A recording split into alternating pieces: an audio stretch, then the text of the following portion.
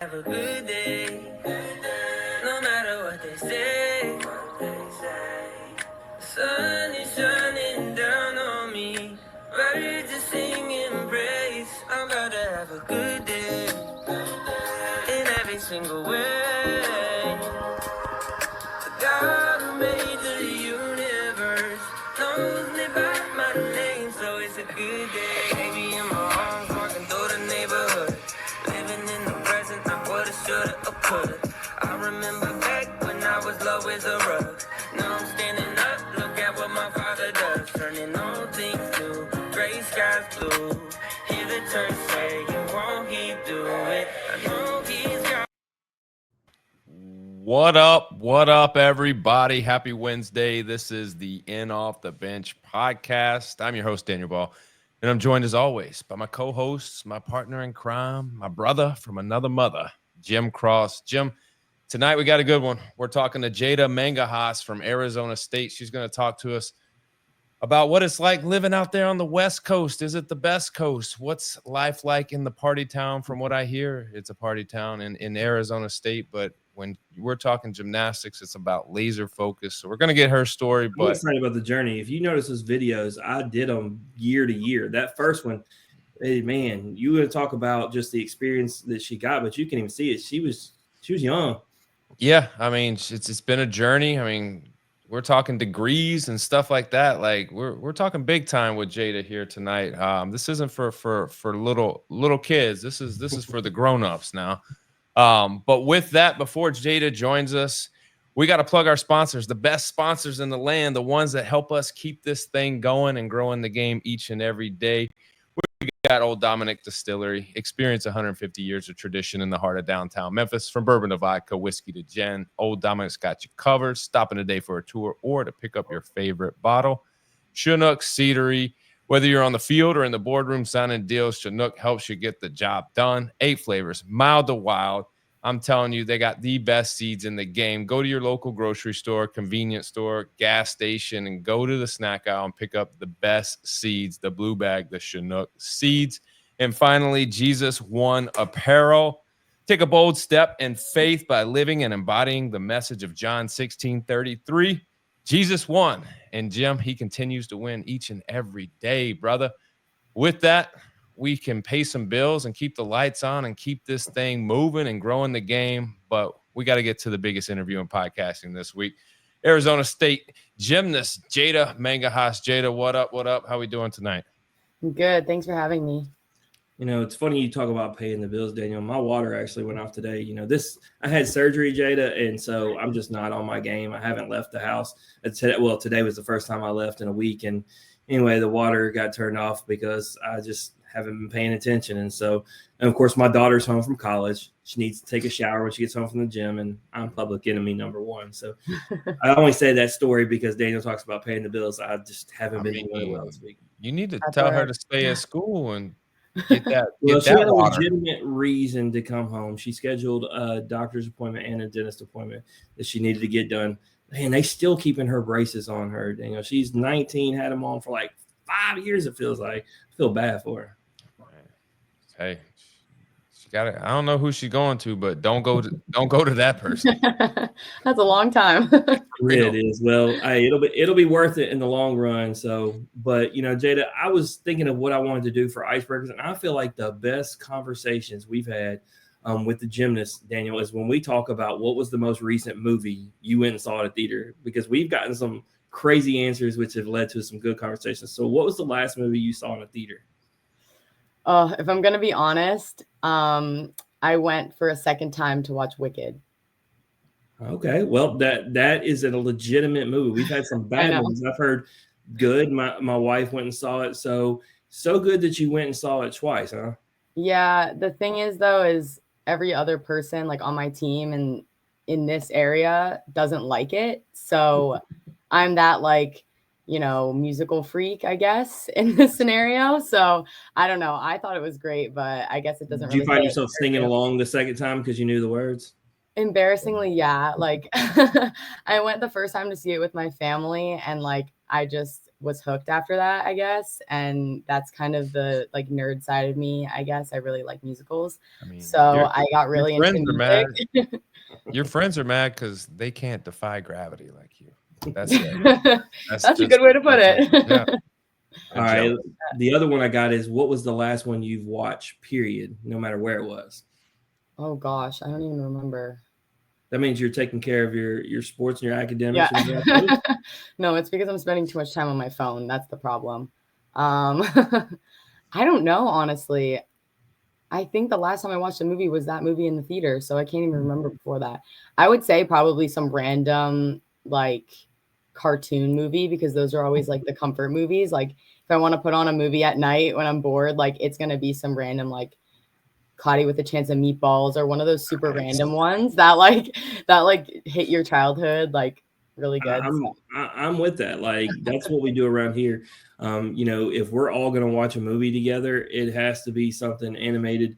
And we got a lot of different ones we go to, but I feel like they've done so well with those movies because they can stretch across age groups.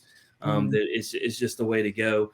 Because my son, he's a good kid. He's 12, almost 13. He doesn't like anything violent or anything like that. So if we're going to watch something with him, it's got to be. And then my daughter, just like you, loves, to laugh and have the lighthearted good stuff that you'll find in an animated movie. So feels like a go-to. Daniel, you ever seen Ron Goes Wrong?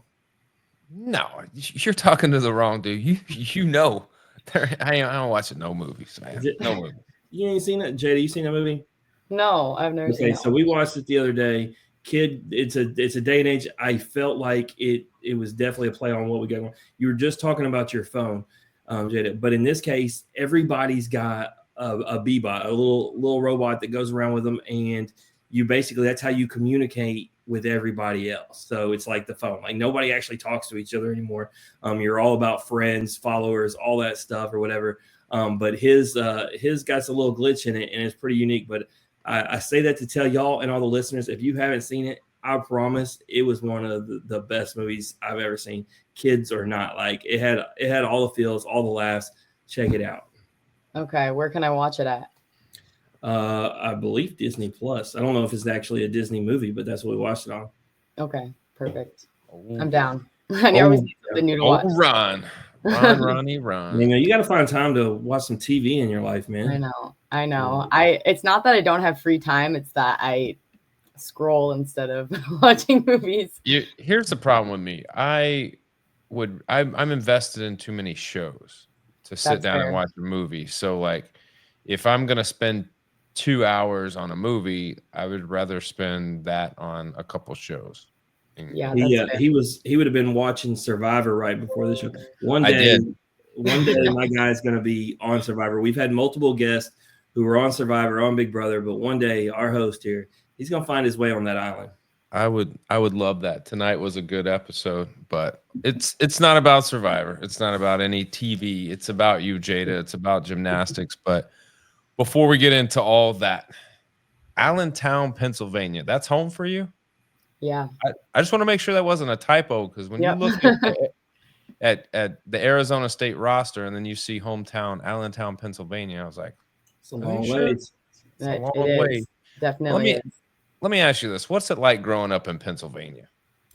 It is so different from out here. I mean, I don't know. It's people think I live in the middle of nowhere, which is not true. I live in very much a suburban area, and there's a lot of people that live around me, but I don't know. When I think of Pennsylvania, I just think of like green grass. The weather is so much different. I have all the seasons, the fall leaves, the winters, everything like that.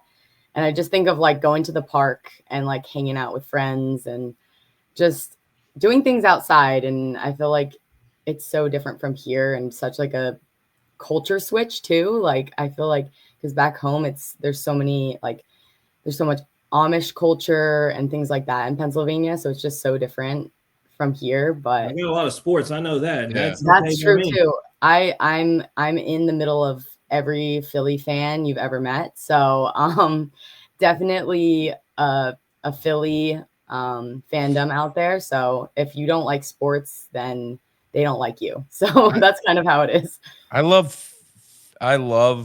sports, but I'll tell you, Philly fans, I think, are an acquired taste. And the only people that like Philly fans are Philly fans. No, trust me, They're intense.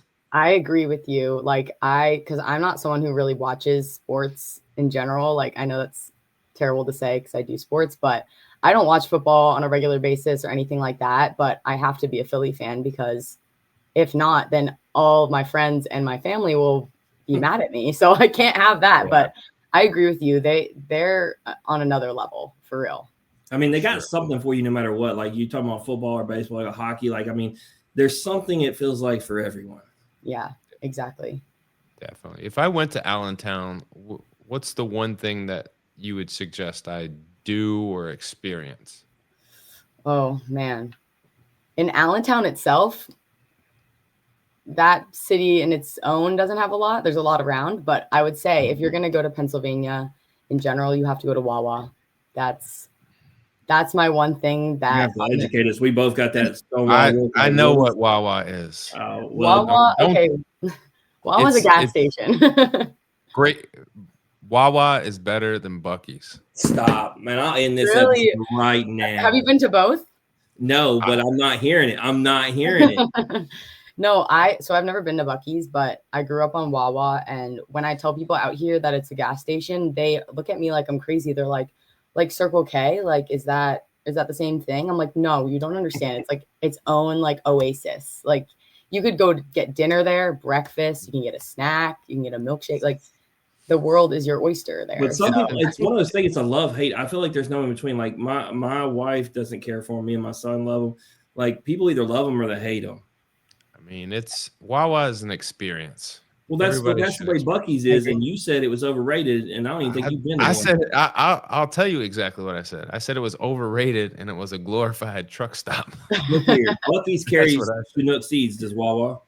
They do, yes. They do? Okay, good. Yes.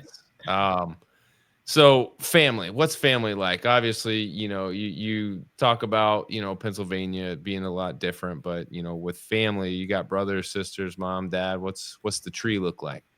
Yeah. So, my parents both still live back at home. I have two brothers, one older, one younger. My older brother's a year above me, and he graduated from Penn State and is now an engineer, and he lives in South Carolina. And then my younger brother goes to Thomas Jefferson University in Philly, and he plays soccer there. So he does D2 soccer. Daniel, another one of those families. Listen, that they're all smart and athletic. Like, yeah, the rest. It's like you better go to Penn State and you better be an engineer. And I can confirm that's because my son, he's already at 13, already looking into engineering schools, and I know for a fact that's up there as one of the top ones. So that's saying something. Yeah, I heard it's a really good engineering school. So that's a good choice for him. Sure. So, walk me through this. As a gymnast growing up, who is your favorite athlete? Who's your biggest sports influence? Is it a gymnast or is it someone else? I would say for me personally, it's a gymnast just because, again, I didn't really watch sports growing up.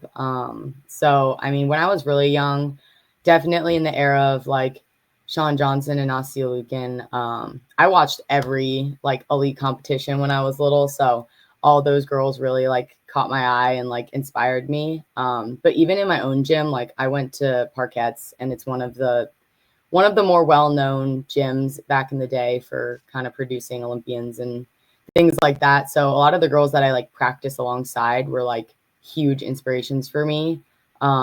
One of the biggest ones for me was her name's Elizabeth Price, and she was an alternate at the 2012 Olympics and then went to Stanford. So she kind of was that like closer inspiration for me. So someone I saw at practice every day that was like, wow, she's awesome. I want to be like her one day. So I would say that for me.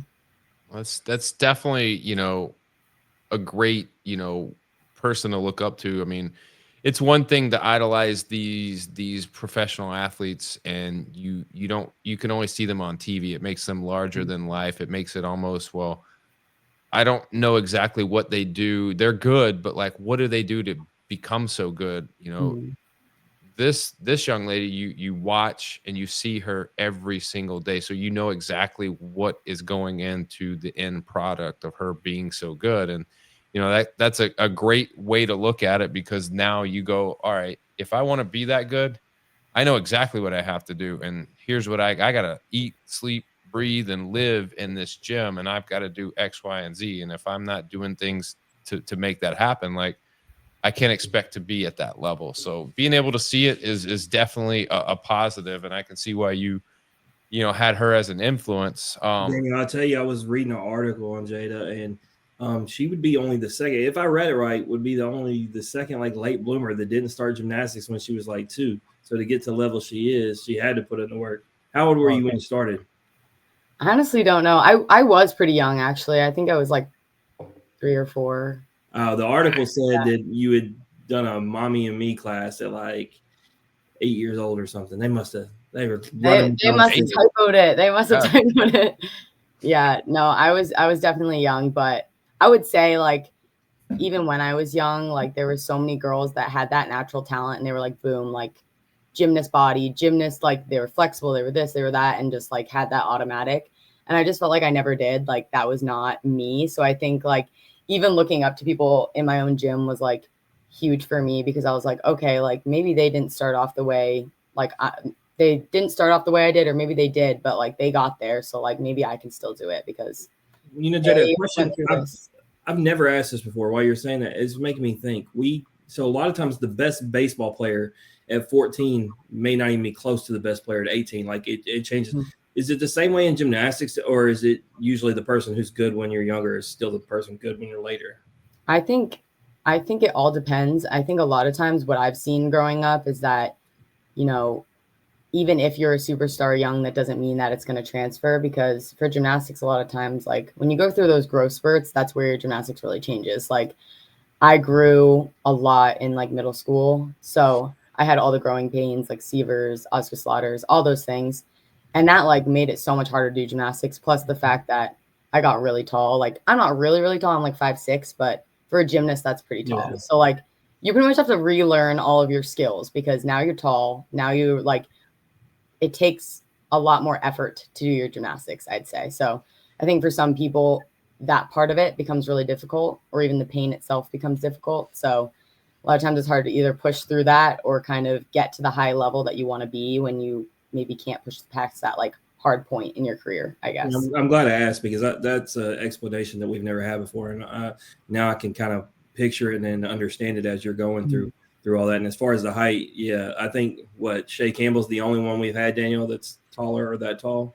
Yeah. Most are out of the gates, saying like we're pushing barely over 5, exactly. And yeah. But when we talk about gymnastics, we got to put a pause on that for a second, because we read something. Pole vaulting. You were a pole vaulter. Yep, I was. I mean, obviously, I guess it. I mean, you get some air in gymnastics, and you just wanted to kind of live in that theme. But how do you become a pole vaulter? So it was kind of my mom's idea, actually. So in high school, like sports, like at my actual high school, there's no gymnastics, and not in all of Pennsylvania, but even around the nation where there is, it's not really like very serious types of gymnastics where like you're going to college for it after. It's more kind of lower level, which, I mean, we didn't have it anyway, but I kind of really wanted to be a part of a high school sport, because, you go to all the football games, you go to all the games, and like they get recognized in the high school. But like, even on like my signing day, I couldn't sign at my high school because I wasn't part of a high school sport. So like, just hearing that I couldn't be a part of that kind of thing, even though I was going to college for a sport, is kind of like, it kind of sucks. So I don't know. I kind of really wanted to do a high school sport. My mom kind of suggested that. So she took me to a club to learn how to pole vault. And then I joined the track team at my high school, and somehow it just all worked out. I mean, I only did it for like 5 months before like the high school track season. So that's all you needed, apparently. I guess, yeah. I that for me, like I said before about not being naturally good at gymnastics, I guess pole vaulting was a little bit of a calling for me, which it was so fun. Like I loved being a part of that. And like, it was like it was obviously serious, but not as serious as gymnastics. So it was like a fun side of sport that I hadn't had in maybe a while. So kind of took the seriousness out of it. And like, I had so much fun and ended up being successful in it, which I thought was insane, but it was awesome. So I loved every moment of it. Now, how does gymnastics make you a better pole vaulter, or does pole vaulting make you better at gymnastics? I would say That's the question. I would say gymnastics makes you better at pole vaulting because although like pole vaulting has like air awareness and stuff, I think like the only reason I was good at it is because I had the background of upper body strength and core strength and also like no fear. So I kind of was like, I was better at just going for it and not being like afraid of falling, because I think a lot of times that held people back. But really, some of my old teammates from club actually also pole vaulted. So I saw some of them at my like high school track meets, which was super cool too. But they were also really good at it. So what is it like the very first time you get inverted on a pole and you're like, I mean, to me, I guess maybe it's not a big deal, but like, you know, everyone Well, has to to the point do she it. was saying, Daniel, everything with gymnastics that first time is got to be scary too, though. That's what I'm saying. Like, we're not talking like, at least in gymnastics, for the most part, like you're flying through the air and they're, you know, one way or under you, there's some type of padding. At the pole vault, if you don't go forward and you just go straight up and then back down, which is what I would do, like there's nothing to catch you. yeah. So like, how do you like when do you remember the first time flying through the air with the pole? I would say, okay, I don't remember the first time, but I do recall many moments when I was going like full speed and it was not going well. So I was terrified. And I think there's just so many like things that go into it, like you said, other than gymnastics. Because gymnastics, like I had been doing the same skills for years. So like everything I kind of just went and it was fine. Like pole vaulting, I would stand there and I'd be like, okay, if I don't do this right, I'm going to break the pole. I'm going to land back on the ground. I'm going to, whatever could happen, could happen. So it was definitely really scary. And most of the time I would not do as well because I just wanted to like go forward. Like I didn't care how high I went because I was like, I just want to go forward so I don't fall backward. So I think the first few times I was just like holding onto the pole so tight and like just trying to push forward that I didn't fall back. But the more I got used to it, I was like, okay, now I have to like try to actually go over like the stick at the top, whatever it's called. I don't know what it's called. You know, a lot of times in baseball, guys, you know, pitchers will try to like hump up and throw it, you know, with extra velocity, and they end up like gripping the baseball really hard and they choke the baseball and end up throwing it much slower than what they're anticipating. I can imagine like the death grip on the pole as you're trying, like it's probably not conducive or great technique. You probably got to be pretty loose and relaxed when you're doing it. But you trained with parquet gymnastics. You competed in Junior Olympics. You go from Pennsylvania to Arizona State. I mean, you're an elite level gymnast. How do you get to Arizona State, and were there any other schools that were in the conversation before you made the decision to go to Arizona State? Yeah, so I was recruited at a time before like all of the new rules in the NCAA. So I could get recruited at any time. So when I was in that kind of recruiting process, people were committing 6th grade, 7th grade, 8th grade, like crazy, crazy times. And these were all the girls that were kind of on that Olympics path. And that's why I kind of going into that talk where I was saying, like, as you grow up, sometimes your gymnastics changes. I saw that a lot as people were committing at 6th grade and then quitting. So there was a lot of that kind of thing going on. But where I was at, I went into my recruiting process kind of freshman year of high school.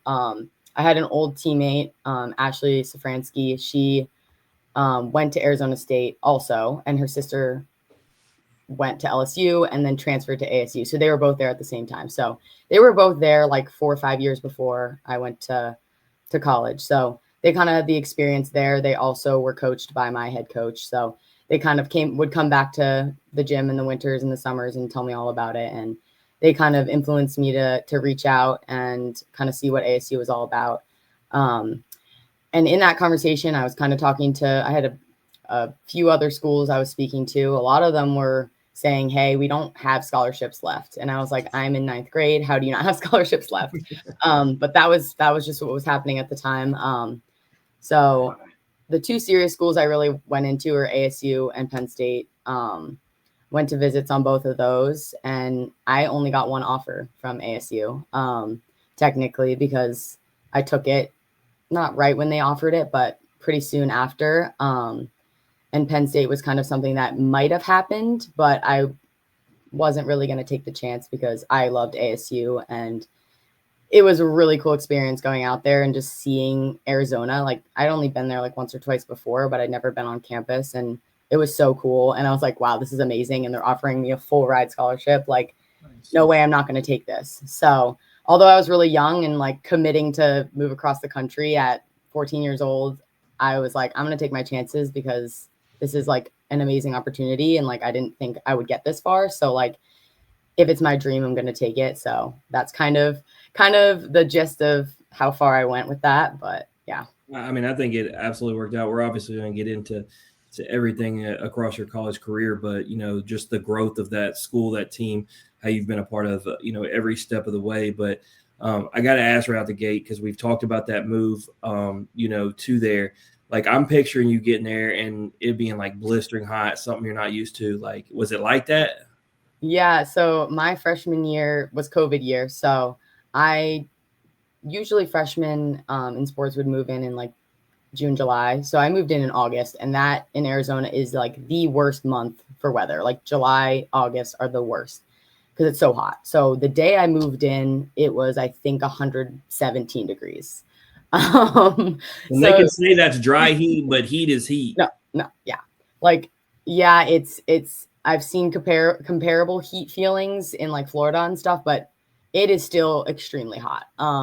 So yeah, my parents moved me in that heat, and I think that was definitely an eye-opening experience of, wow, like this is hot. Like, I was not expecting that. And plus the like moving all my stuff and all that, it was just a lot of sweat. Yeah, when I went to Iraq and I would tell people the temperatures, they're like, oh, but it's not humid there. And I'm like, man, no, it's not. The desert's the desert during, like you said, August, that time of year. But you get there. I'm curious about something. I read something before we even knew we were having. I read it just last month. It had the most students at schools in the country, and Arizona State was like at the top. Like, is this a massive campus with a lot of students?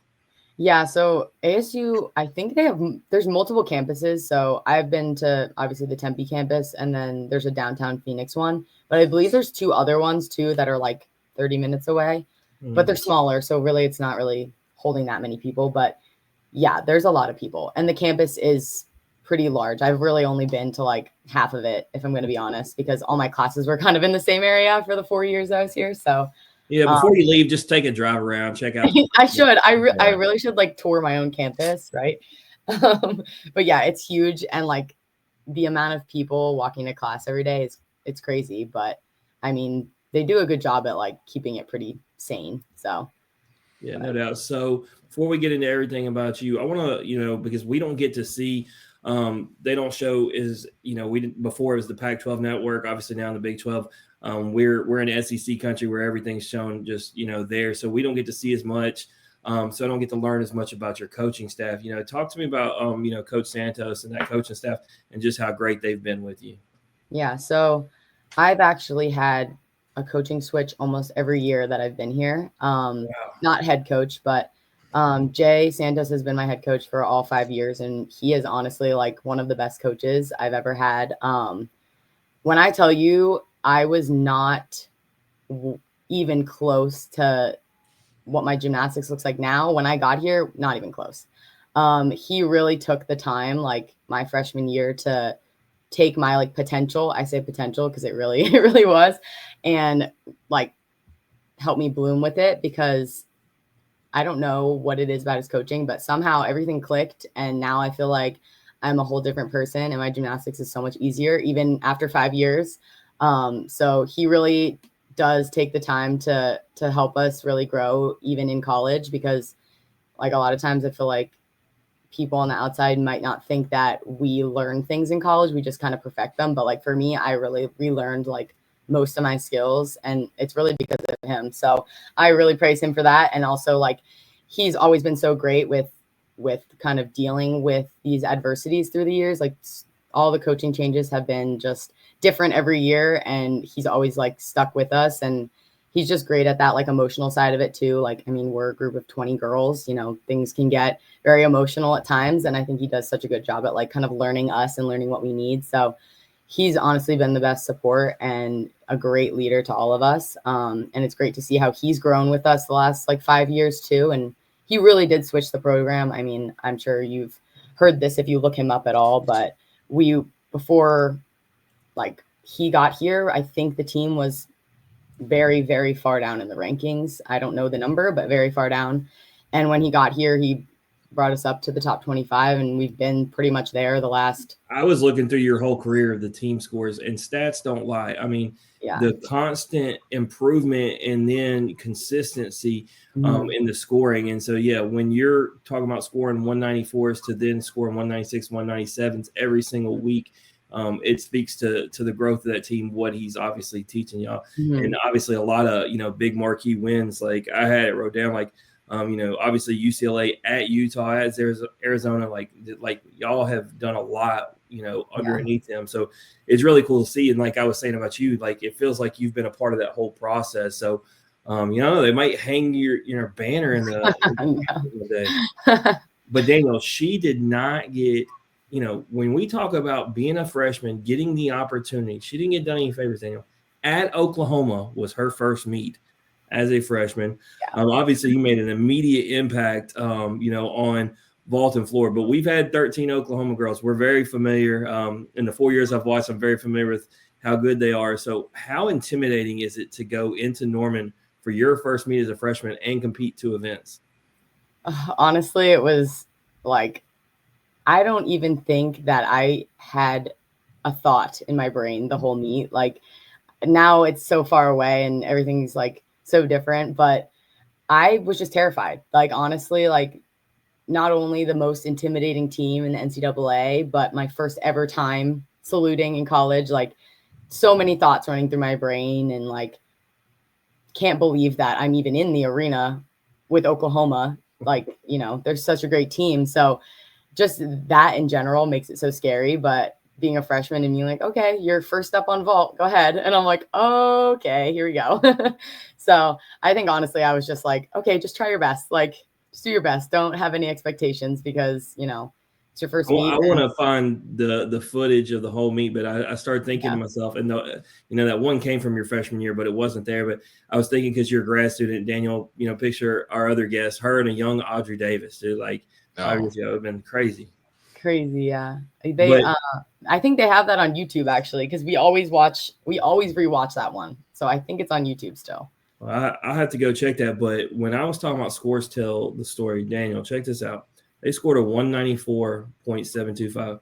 I looked at every meet. They got better every single week to the point they scored a 197.6 at regionals.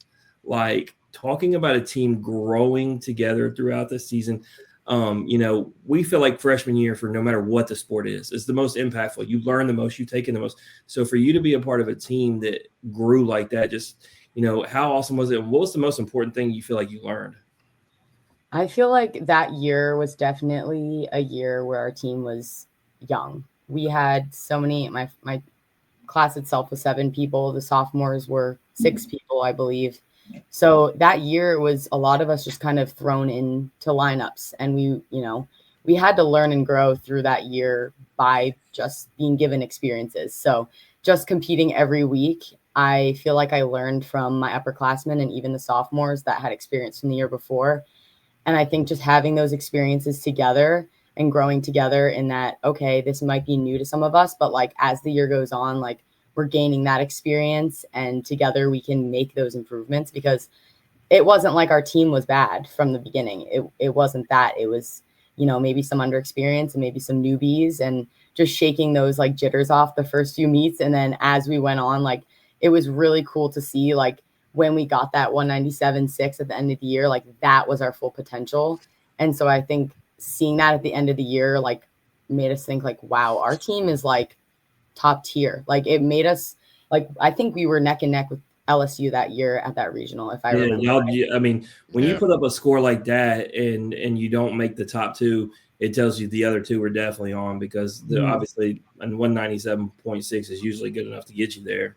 I mean, what's crazy is that in a sport like gymnastics, where like we're talking about tenths of points are like small, minor, like deductions, in order to get really like leaps and bounds better, it is very hard to make significant improvement and strides and development. And you guys were able to do that. So we're talking about a 3-point jump down from the first meet to the last meet. That's incredible. Yeah, it was crazy. And I think that year, especially with the year, it being the year after COVID, we went through so many like hardships to get there. And I think that really is what like fueled our like fire and our commitment to doing better, because we were like, this year has already like sucked with COVID and all these rules and all these things that we had to go through. Like, let's like put our heads down and grind this out, because like we can be one of those teams, and like, let's make it fun, because having to wear a mask at practice and not be able to hang out with our team, like, that's not the fun that we wanted. So like, let's make the most of the season. And I feel like we did that so well, and it was so fun. And it made me just love gymnastics like all over again, because it was like, wow, we actually like made this huge difference this year, and that's something we can do every year. And it was really cool to see that. So the rumor is your freshman year, they went and got a class of pole vaulting gymnasts. Is that the case? I think that's why you guys did so well. Oh yeah. I think that maybe that's the background that we don't know about. The secret recipe. Yeah. Yeah, I mean, I just looked, they scored a 197.725. So we know, 0.125, couple routines go differently one way or the other. I mean, y'all are there. So it's definitely one of those things. But I just read the article from your coach as I was trying to find the score, and he couldn't have been prouder. It was one of the top scores in school history. So it really is just a cool thing. Some people don't find silver linings in things. It's like you win it all or you don't. But I feel like with that team, y'all girls and then the coach, y'all just had to feel really good about the way that season went when it all, came to the end. Yeah, it was a great experience altogether, and really relishing back to the beginning of the year and being, wow, we came so far, and like, can't wait to do it next year is pretty much how I was thinking. So well, let's get in that, because with how many years you've done it, we'd be here all night. So I want to get to the current year. But before that, talking about the previous years, I talked about all the big wins that y'all had. Like you said, getting ranked, all these different things. But is there any meet that's like specifically memorable for you, whether it was something the team did or just you individually, just your favorite one you had over the 4 years? That's really tough. We, like you said, have so many like I feel like winning at Utah. I didn't see it, but I feel like that would be it for me. They were ranked number 4. Yeah, we've beat all the big teams that I always wanted to beat when I got here. And that in itself is just crazy and awesome, because it's one of those moments where people are like, you're never going to do it. And we just said, hey, we're going to do it. And we did it. So in general, those are all my favorite. But I would say like my most recent favorite is regionals day 1 from last year. It was, again, an underdog moment. We beat UCLA that day, and we made it to day 2 when no one thought we had anywhere near a chance. It was also the day that I qualified to nationals with my bar team. So that was an incredible moment for me as well. But as a team, I think that was one of the most fun meets of my entire career, because it was one of those meets where we thought it was our last competition of the year. And there was so many seniors. My whole class was leaving. So it was really emotional, because I was like, this could be our last meet together after 4 years. And we just went out there and had so much fun. Like, we had so much fun that we just went routine after routine, and we were hitting and hitting. And that just feels so good as a team. And for a team like us that maybe doesn't always have a meet like that every meet, I know there's other teams that do that week in and week out. But we were one of those teams that we always have that one lingering thing that we just want to fix. And then we felt like that meet was like that full big picture. And it was just so fun. We were sticking, we were hitting, and every routine, I just felt like everyone was so excited for each other and so emotional because we were like, this could be our last one. We don't know. And we wanted that underdog moment and we got it. And that was just like so rewarding and so fun. So I think for me, that's like that's the one that you can tell your kids yeah. one day. Yeah. Tell them about that Yeah. meet. You may be able to answer a question to a discussion me and Daniel had the other day based upon what you were just talking about qualifying. How did they decide who you go with? Because I was trying to think, really, Shay's the only guest, and I didn't think about it that we interviewed her 4 years ago, where you go to another team. How do they decide who you go with? At Nationals? Mm-hmm. So I don't know if it's a specific like team that they put you with based on any scores. I don't think that's how it goes. What Daniel, I don't feel like they would stick you with like a rival school. Maybe not. Yeah. Because that's why Shay went with LSU, because I don't think you put them with Utah, right? Like UCLA, Utah don't like each other. So you wouldn't do that. And same thing with y'all at Arizona State. So I was just trying to figure out how they decide. But I definitely feel like maybe they send you with somebody from the other coast and you can, meet new girls or something. Yeah, I think it's definitely very randomized, but I just know for a fact, like the 4 teams that are there, one of them gets an all-arounder, and then is it one of them? I think, yeah, 1 or 2. I think 2 get an all-arounder, and then the other 2 get 1 person for each event. Because what has brought this discussion up, and we'll get your insight on just what you might guess.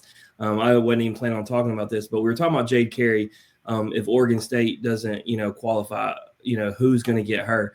Where do you think they would keep her on the West Coast, or it's like I said, maybe you put her with, somebody else that's not somebody that would compete against? Yeah, I don't know, honestly. Like I think a lot of times they really do mix it up. I mean, me and my teammate Anaya, who went together, we were both with Arkansas, and we were Shay as well. And Arkansas is so far from the West Coast. So I'm like, maybe they do mix it up to mix up teams. Cause like you had to compete in the barn, Jada. I'm sorry. Yeah, I did, but that's okay. I've messed with all 4 of our Arkansas guests. When I found that was the name of that place, I was like, competing in the barn. That's funny. Yeah, we were with a team we never compete with. So maybe they do mix it up because that is a cool thing to do. And I think a lot of times the all-arounders seem to always be with a really good team, because the Michigan all-arounder was with Oklahoma last year, I recall. Yeah. So another discussion, Daniel, we're talking about all the Olympians, right, that are in college gymnastics this year. Do you think we feel like college gymnastics has just been growing year after year on its own, like the competition level? People are realizing that it's not just the Olympics, but do you think those names this year, because when you look, they're all thriving. Do you feel like that's really helped, put college gymnastics more on the map? Yeah, I definitely do, because I mean, if you look at even in the Big Ten, like they have Jordan Childs at UCLA, and now that UCLA is traveling over to Big Ten schools like Nebraska and Penn State and things like that, now those crowds are getting sold out, and those I feel like are crowds that wouldn't normally be sold out. So I think it's definitely growing, just the watch amount, like people who are watching and people who want to go watch those meets, I think has really grown because of those people. And I think it's great to have more people talking about college gymnastics, because I think I've never heard so many people talk about college gymnastics than I have in the past few years. So that I think is a great plus. I mean, the ratings for when they've had it on like Friday Night Heights and, on ESPN2 and all that, they've been through the roof. Me and Daniel have talked about it. And I went to back-to-back weekends. I went to LSU for LSU Oklahoma, and then I went to Alabama LSU, and those were ridiculous. I was in Fort Worth last year, and just seeing these massive crowds, whether on TV and being a part of them. I'm going to Elevate the Stage in Huntsville this weekend, which is going to have Michigan State, Alabama, Cal. So it's exciting times for the sport. So many elite gymnasts, so many elite teams, and that's where I want to go with this. Y'all are in that. Y'all are in the top 25, and I feel like right now in college gymnastics, if you're in the top 25, it says a lot because of how much talent there is out there. You talked about developing. You got a big meet this week, Daniel. We've talked about Denver a lot. Y'all got to go to Denver, coming off a tough loss, probably one that y'all didn't expect to have, didn't want to have. So you as upperclassmen, you know, what's the message? How are y'all preparing to forget last week and focus on this week? I think for us, it's really being able to deal with pressure situations in those moments. So I think last week was definitely one of those things that maybe we didn't think that we were just going to run away with the win, but it was one of those things that like we have to hit, and that's the only way we're going to win. And Jay said that to us before the meet, but I think at some points we're having a hard time handling those moments, even though they may not be big moments, but we aren't hitting in those moments. So I think going on to the next meet, I think we really just have to be within ourselves, really focus on our own team, like us versus us out there, not focus on the other team on the other side, and really take those moments in and enjoy them, because we compete our best when we have fun and when we're enjoying our gymnastics and just feeling like more free and more relaxed. So I think it's mostly on the mental side, because our gymnastics is really there. And like we talked about as a team a lot, is that like we're a great team. We show it at practice every day. We've even shown it at meets this year. And I think we just need to put it all together. And sometimes that brings in that mental side of it of like, we need to be confident in ourselves when we go out there. Like we need to just go out there, have fun, be confident, and just show them what we practice, because just because there's a judge watching you doesn't mean the routine changes. So I feel like for us, it's a lot of the mental side of it and just dialing that in and being confident in ourselves when we go out there. So that's kind of what we're trying to bring to Denver this week. Yeah, Daniel, I was just looking at it. I know you're going to plug on the end. He always plugs when your next meet is. I got to find a way to stream that. Obviously, I'll be in Huntsville, like talk about, but their meet isn't until 4. So I got to watch that one. Top 25 showdown in Denver. But last question I got for you, and then I'll let Daniel talk to you about a couple things and play a game. You know, you got Big 12 Specialist of the Week, first Big 12 award for Arizona State. Like I said, I read all them articles. You've been called an Iron Horse, you know, obviously a leader, a mom of the team. You're up for the AAI award. You know, how you talked about you didn't feel like, you know, you would have a chance in this sport to be where you're at. When you hear those things, read those things, you get these awards, just, you know, how good does it feel that you've been able to accomplish so much in this sport that you love?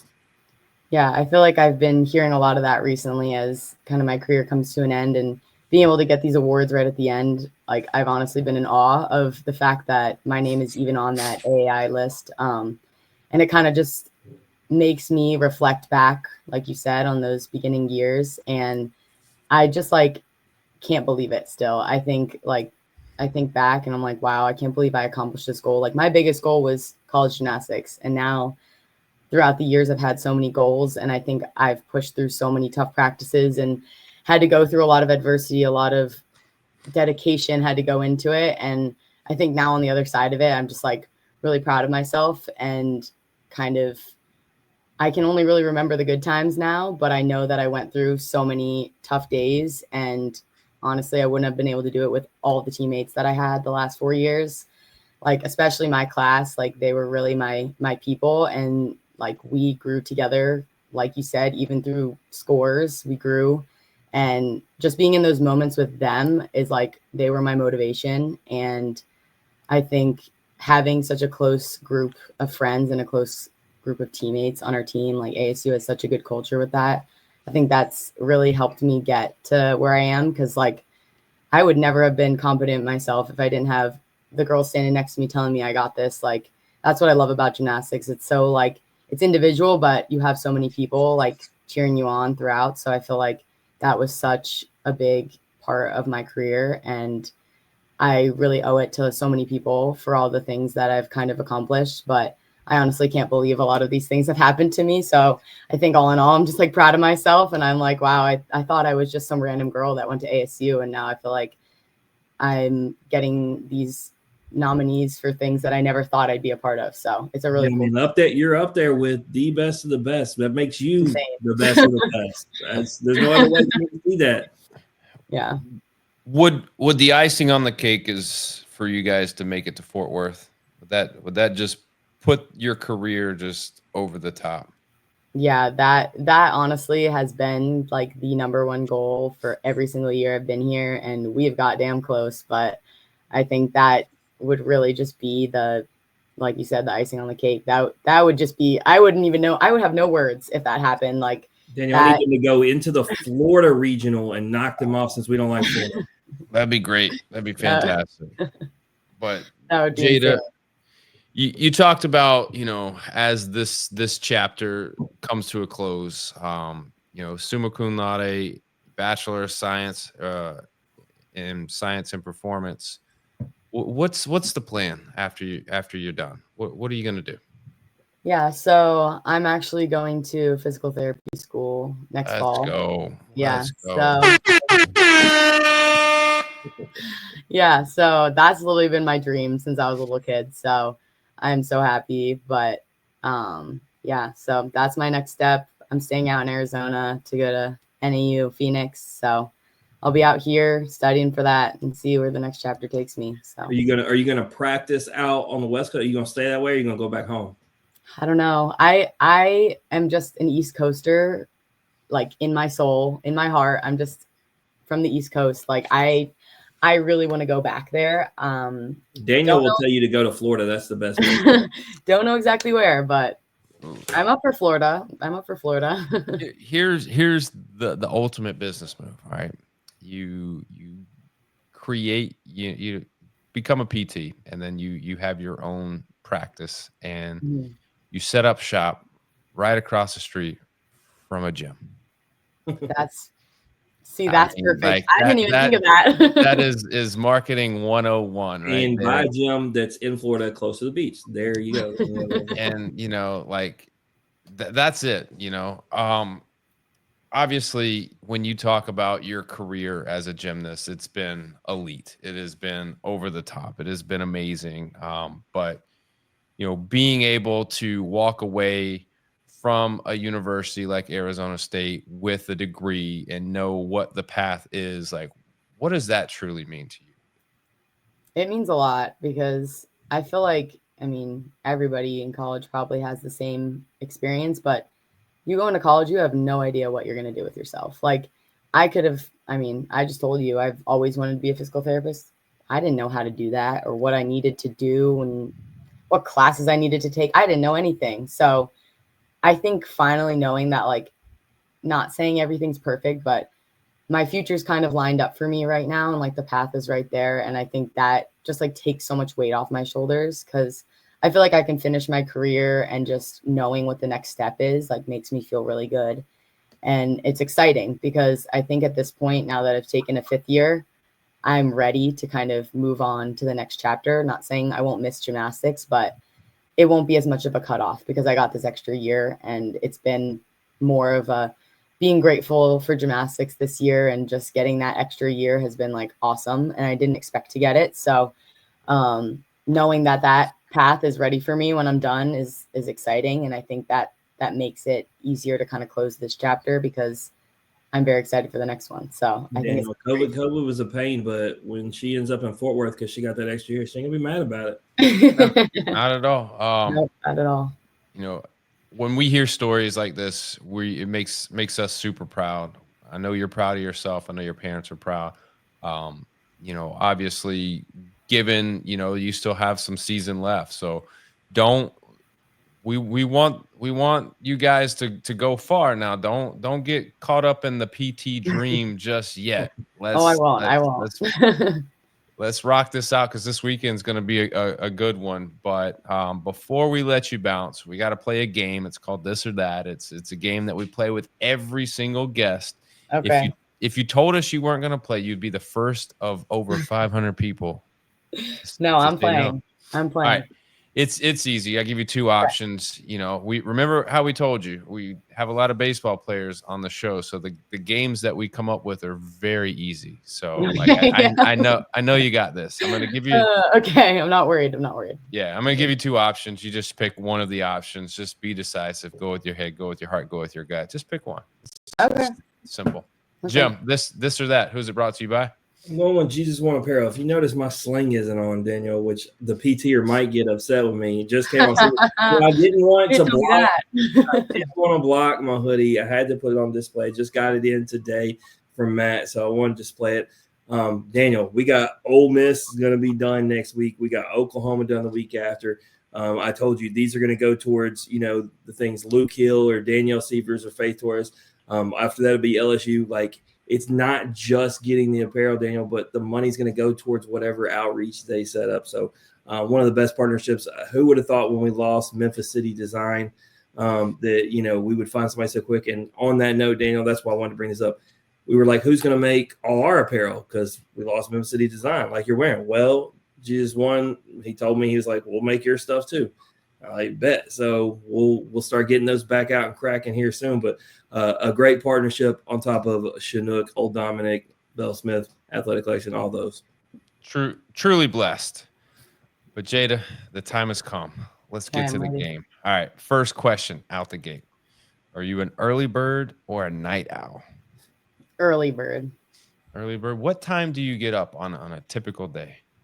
What would you consider being an early bird? Okay, so if I had nothing to do during the day or in the morning, I'd probably get up at like 8:30. I was gonna say, if there's a 9 in that first digit.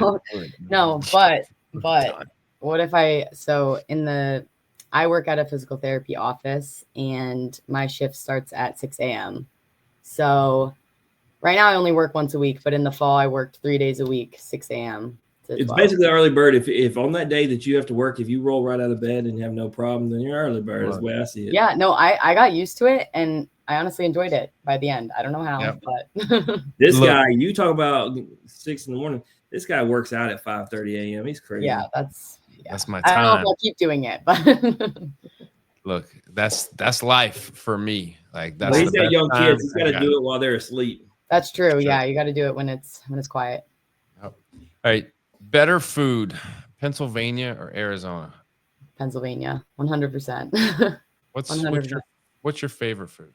It doesn't have to be like a Pennsylvania staple. My favorite food's pasta, and I think Pennsylvania has way better Italian food, and we have the Philly cheesesteak, so that's hands down on its own. You know, I've never heard anybody go, man, got to go to Phoenix to get that such and such. Yeah, I agree with you. I agree with you. Gotta go by, Scottsdale and get the whatever. I mean, they have great restaurants, but they're just not known for anything. So it's hard to find what you want, I guess. True. All right. If you're gonna vacation, are you a beach person or are you like the mountain retreat? It could be like skiing in the mountains. It could just be, no. Automatic beach. I like when I'm on vacation, I want to do nothing. That's me. That's the beach for you. I do too much exercise. I guess once I'm done with sports, maybe that'll change. But do too much exercise that when I want to go on vacation, I want to sleep on the beach. I hear that. Let me tell you something. If you have kids one day, don't go to the beach. Okay. It won't be relaxing. Yeah. It's barely a good time. Look, Daniel, let's not play. When we went on that vacation this past summer to California, it was a blessing I got burnt the first day because then I had an excuse to not go out there. Oh my gosh, that's hilarious. That's bad. That's bad, but I get it. Painting or photography? Oh gosh, I would say photography. Are we talking like doing it or seeing it? Doing it. Doing it. Okay, I'm not very artistic at all. So I would say photography because I actually put this on there. This is a first time one. There's a couple that are first time ones. We've done some of them so many, and I thought we need to do something new. And this one came up, and I don't know, for me, to your point, like I love to take pictures, but I don't like to paint at all. Like I like painting, but I'm not good at it. Like I think it'd be relaxing to just paint something, but it won't end up looking like anything good. So it's one of the top. My wife actually teaches art therapy. Since you brought this up, it's one of the top things that you can do for therapy simply because it's all about just when you get immersed in it, you're not thinking about anything else. And so it's not actually supposed to be about results as much as it is. It's just supposed to be you kind of find your way out of things. Like, so for instance, you don't think about gymnastics while you're doing it. You're just focused on the painting. I like that. Not me. I'd be focused on slamming that canvas on the ground. Daniel, I don't know if you saw the pictures when me and my wife, we did that thing that was trending on TikTok where you have an hour to paint your partner and then you show each other. Oh, gosh, I've seen that. And so going head to head with a professional artist was already not good, but the fact that I'm very bad was worse. And She looked like something out of a scary movie. Like That feels like a loaded thing to do. Like you can't win in that. Like especially if you're not even a painter. Well, she's you're like, supposed to Yeah, be that painting. seems like you're setting yourself up. Yes. here was the problem. She was like, "There's 3 minutes left," and I didn't even have like the nose and the lips done yet. And it's like, also now I'm already not good, and I gotta fly through this. Her mouth was so jacked up. That's okay. I think anybody other than a professional artist would feel the same way. Well, what you got to do is you got to play it off, Daniel. We were doing it in the park, so there was some women walking by, and so I played it like I did awesome. I was like, "Check this out, ladies! I did this painting of my wife. Isn't it awesome?" And they gave me this look and just started laughing and walked off. Oh my gosh. Not good, brother. You gotta be better. All right. Rom-com or an action or drama movie? Rom-com. I mean, that's just, yeah, they're just so much better. I'm not really into like action most of the time. Will it make you not like Daniel if he tells you he doesn't like rom-coms? Thinks they're overrated. They are. I mean, I want a movie that is like based in reality. I want to know, like, I want a movie that makes me think and puts me on the edge of my seat. But like at the end of the day, I want to go, oh man, like that either really did happen or that is feasible enough that it could happen. Yeah. And most of the rom-coms are so cheesy. It's like they're based like off these reality type situations, but they're never like situations that you know of anyone ever happening. But they make you feel good, and that's that's what it's about. Okay, maybe. I'm always me and my wife watch them. I'm always down for a good rom-com. Until the other day, she usually doesn't talk about a guy being good looking, and she just decided to shoot that out there. And she said, "You never had a problem saying if a girl's good looking." That's not the point. This isn't your thing. I'm supposed to be the guy pig that says what I'm not supposed to. You don't say it. He did have swagger though. Daniel, I give it to her. It is what it is. He said it to Ella Murphy though. I posted on my Instagram. I had to find it for you. When he said that rom-coms were no good, and I had the freeze frame of her like couldn't believe he said it. No, I feel like I'm used to that, like especially in college, like the guys that aren't as like emotional or think that's like he said, like it's a fairy tale. I feel like I get how you could not like it, but it makes us feel good. Okay, like we can dream, At least Daniel, she's not Kinley Hawk. Like our guest from Mississippi State softball says she likes horror movies and preferred watching movies like The Conjuring and stuff when she's having a bad day. And we actually had her boyfriend who plays for the Dodgers on now at the time. I was like, bro, that's a real red flag you got on the girl. Yeah. I've never heard of having a bad day and watching a horror movie. That's definitely not me. I give you bad ideas. All right, Jada, beam or floor? Floor, 100%. I love floor. My favorite event. Beam, it's my least favorite event. What about bars or vault? Oh, that's tough. I would say vault. Vault is, I wouldn't say easier for me, but comes more naturally. But I really like both of them. They're like up there. They're very similar. From the videos I saw, I really liked your bars routine though. Obviously your floor was your best one, but that's all. Usually you can tell when somebody's best and favorite is floor. Yeah. That's definitely obviously it doesn't make any sense for me to ask you. The answer is going to be floor, between floor and vault. Obviously, it's usually the winners move on, but you said it before you got to ask. What would you rather do? Would you rather go to a concert or a sporting event? Definitely a concert, but I do, like I said, I don't watch sports, but I do like to go to like a baseball game for like the vibes. I know that's like so not like you guys, but I like to go and like get a hot dog and like just sit there for a few hours. That's what we talking about. I know, but like I don't actually really watch. Like I watch the game, but I'm like, I don't really know what's going on. Like I'm all about. I don't even like to watch on TV. That's why. Okay, good. Okay, wait. My son is my ride or die, and so we cover all these guys that we do. We went to 70 games last year, coast to coast, and I loved it. And you brought up the hot dog. A lot of places in college have like a signature food item that you can't get anywhere else, which is also just another cool part. So like you said, the vibes, the people, usually good weather and the food, it's a nice thing to do.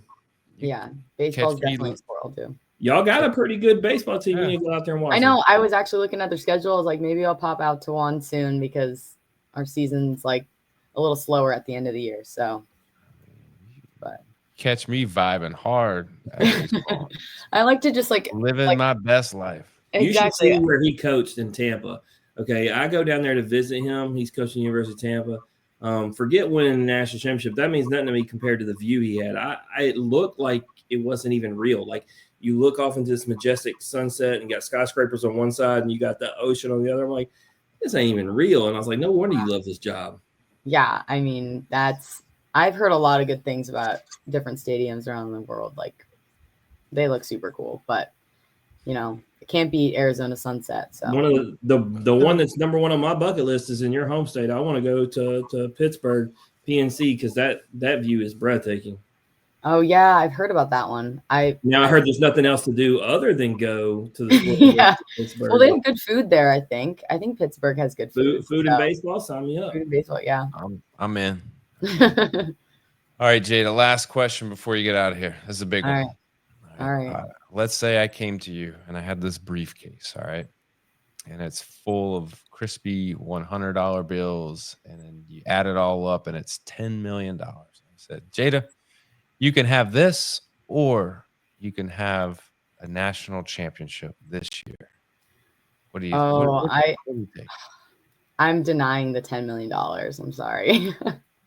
If I could take home, I would literally sell everything I have to have one of those national championship trophies. Like that's just my dream. Like that, I can't beat that. Do you imagine PT school getting paid for, $10 million? But then what am I supposed to tell people? Oh, I have $10 million, or I could tell people like I'm a national champion and I can show off my national championship ring and my trophy. Like I honestly, I can't beat that. Daniel, I just did the math. So she's the 200, or excuse me, she's the no, I just did the math on that. Keep talking. I did that wrong. I'm sorry. No, I'm just going to talk y'all through it. So we've only had 14 guests say that, and you're the 525th guest. Yeah, so 0.02% of guests would actually take the money. It's crazy. 10 million. I mean, you're talking to like college athletes. Like we've had some. I know. No one wants anything more than a national championship. I look.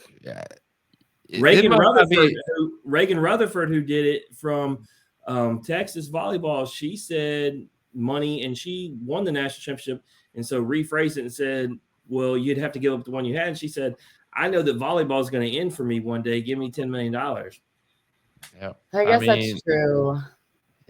You got the right answer. Don't let us. I know I had the right answer, but I just think that like, I mean, that's a lot of money. Yeah. But the real struggle is if the money was actually placed in front of you. Like if you were right there in the scenario and it's sitting there right there, and it's like, that would be a hard no. I know, but it's so hard because it's like I can't even imagine the feeling that it feels to win a national championship. I think that would live with you for the rest of your life. Like, well, that's what we had. We had for $10 million. I'm sorry, I don't know. No, hey, don't let him do this to you, Jay. You're trying to get me to change my answer. No, we had Paul Skeens on here, who was the number 1 draft pick in MLB for the Pirates, and he got a $10 million signing bonus. And he looked right at me and Daniel and said, and they won the national championship that year. He said he'd give back the money and keep his national championship because of the blood, sweat, and tears, his brotherhood, the memories, everything come with it. Yeah. And I was like, we actually have a guy who just got $10 million saying it. And so that's what we had been waiting on. That's proof. See, that's proof. So now you know. He's a liar too. I'm kidding. Sure. I'm kidding. All right, Jada, anything you want to plug or promote before you get out of here? No. ASU Gymnastics, that we're the best. I'm kidding. No. It was great being on here. Honestly, like me being on here is plugging college gymnastics, and that's enough for me. So absolutely. I'll help you out a little bit. Arizona State, they're traveling to Denver, Colorado, to take on the number 18 team in the land. All right. Midco Sports Plus. You can check it out 1 o'clock on Sunday. It's going to be a good one. Jada, you guys ready? I know you guys, you're pumped. They have an we're elite ready. hashtag, by the way, Daniel. I love hashtag forks up. I just looked at it. Yep. Forks We're so ready. We're so ready. It's what they, forks in the front, knives in the back. That's what they say. I've never heard that one. Daniel, you making the prediction for the upset in Denver? Are you going to do it? Oh yeah. You know me. I'm down for it. I mean, if you really want it. All right, Denver. Don't even know what your mascot is. The Denver Mountains, whatever. The Cascades. Be ready because the Sun Devils are coming. They got their forks in the front, and they're going to have them in the back as well because they're going to fork you. You're going down. It's going to be just tears all day on Sunday. It's a good thing it's at 1 o'clock so you can get home and just figure out your life before Monday starts. The Sunday scaries That have extra hour started of sleep now can help for you. out. Get ready. Yeah, you get an extra hour of sleep before you. Or no, hold on. Does it change where you're at? Well, not That's here. a weird thing.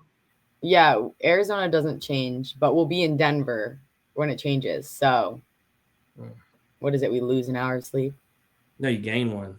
Oh, No. yeah. I don't. Extra ready. Yeah, I don't even know because I haven't had daylight savings in 4 years. So Yeah, I didn't even think about it. I wanted to say that to you, and then I Gaining an realized hour. You're not gaining an hour of sleep. You're losing an hour. one of our original. No, we're gaining an hour. It falls No. back. No, we're springing forward, brother. Oh, yeah, we're yeah, I spring. knew it. Hey, gummit.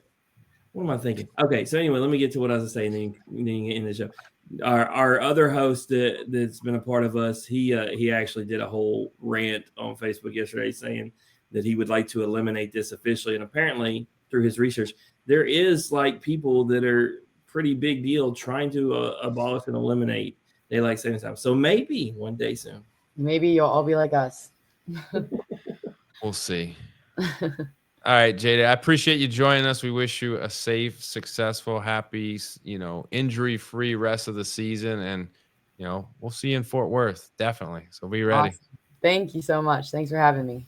All right, y'all. That's Jada Mangahas. If you like hearing Jada's story or you just like hearing us average Joes talk X's and O's, please share the podcast on Facebook.